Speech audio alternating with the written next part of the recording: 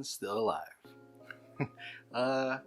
So I feel like the starts of all my videos, I kind of go over something from the last video. And this time, I realized after I already published everything, or I guess actually while I was editing, I did have a little bit more of that memory. So I'll include that as part of the story this time today. Also, after recording everything and editing everything, like I mentioned before, I was going through trying to figure out how I can put myself in a different scenario and get myself more comfortable in front of the camera by choosing different spots here in my office to kind of do the recordings. What I realized is I'm definitely a little bit more comfortable with this sitting arrangement. I'm kind of at an angle, sitting looking to my side at the camera as opposed to standing dead straight like this, which didn't feel too natural, which made me feel a little bit more uncomfortable, a little more awkward. So this feels better. I also liked being able to kind of split up my recordings into the different spots in the room and breaking up my edits so that I have like my intro with like the precursor or the going over what happened in the last episode type of thing, and then the pre-story, the story, and then final thoughts type of thing. I'm liking that arrangement. I'm gonna keep doing that. The other thing I wanted to bring up was, so I'm still gonna record daily just so I can get the practice in there and talking to the camera, but I'm only gonna post once a week. I think that's what I would kind of want to do. The setting out a time to do all of my edits and be a little bit more happy with the final result felt a lot better, and I had to kind of cram everything in yesterday. Although I was really happy with the end result, it was a little bit more work than how the first two videos were in this series, where I was just went straight record and cut out any of the ums and stuff. That's what I kind of want to do, and I think I'm going to continue with that. So one post a week, but still doing daily recordings. Alright, so yesterday in my story I ended off where we threw all the balloons, the guy comes out yelling, and I said that's where my memory ended. But in actuality, my memory ended a little bit after that. I even wrote it in my notes. I don't know why I didn't read through my notes, but basically after the guy was done yelling at us, Jerm, Mark, and I, we went around the corner, came back around into the guy's house, walked through his front door, through his kitchen, through his living room, and into his backyard to help clean up, or not, we didn't help him. He didn't do any cleaning up. He shouldn't have done any cleanup.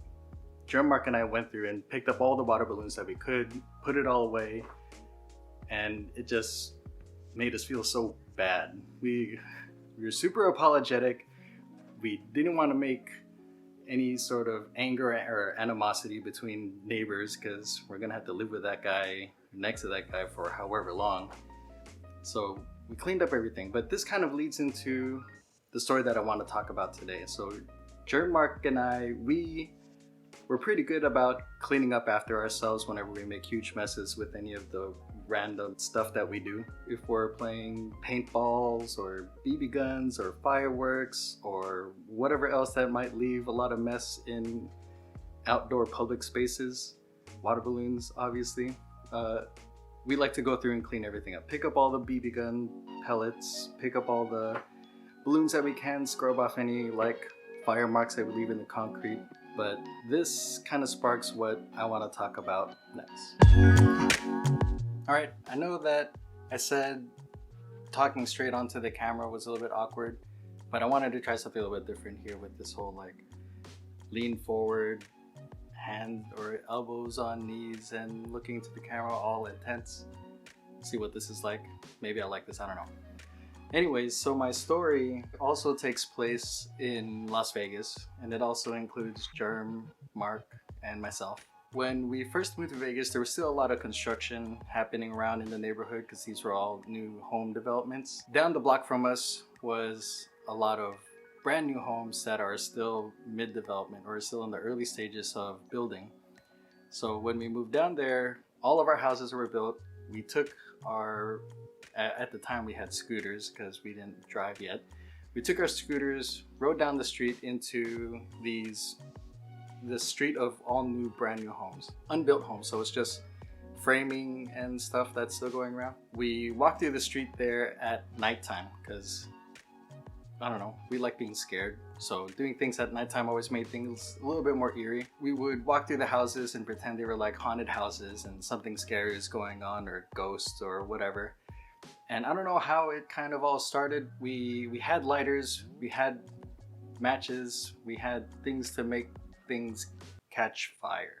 We didn't light any of the houses on fire because that's stupid and mean. We ended up gathering a bunch of like spare wood and papers and whatever we found that can ignite, and we brought them out into the street and then just kind of light them on fire and kind of started playing with fire. And then that kind of progressed into, we started catching a lot of bugs, cockroaches and mosquitoes and cicadas, and putting them all into like canisters or something and then lighting those on fire. And it sounds kind of really bad, but they were bugs. We were gonna squish them anyways, I guess. That's kind of one of the memories that although sounds really mean, I kind of cherish with Jerm, Mark, and myself. I think that's where our friendship kind of bonded together. That's kind of where it started. Even though we've probably known each other for about a year, or I say known each other, Jerm and I had known Mark for about a year by that point. But that's kind of where we solidified our friendship, I guess, where we kind of realized that Mark is just like us, picking up cockroaches, bringing them out into the street, lighting them on fire, kind of brought forth everything else we did together. But there's another cockroach story that sucks for the person, not for myself. So that story, albeit cruel to bugs and everything, really, like I said, solidified our friendship with Mark. Jerm and I's friendship with Mark. So much so that a few years later, when Mark and my cousin broke up, Mark moved back to Seattle. Jerm and I stayed in Vegas for a little bit longer and eventually ended up moving back to Seattle as well with our parents.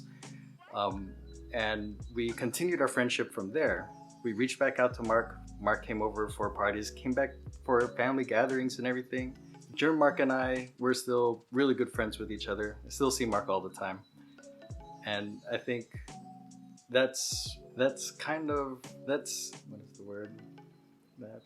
That's kind of really, I don't know, heartwarming to say that we're still friends with someone who basically left our family and came back to our family.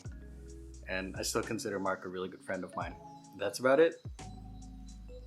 Don't die.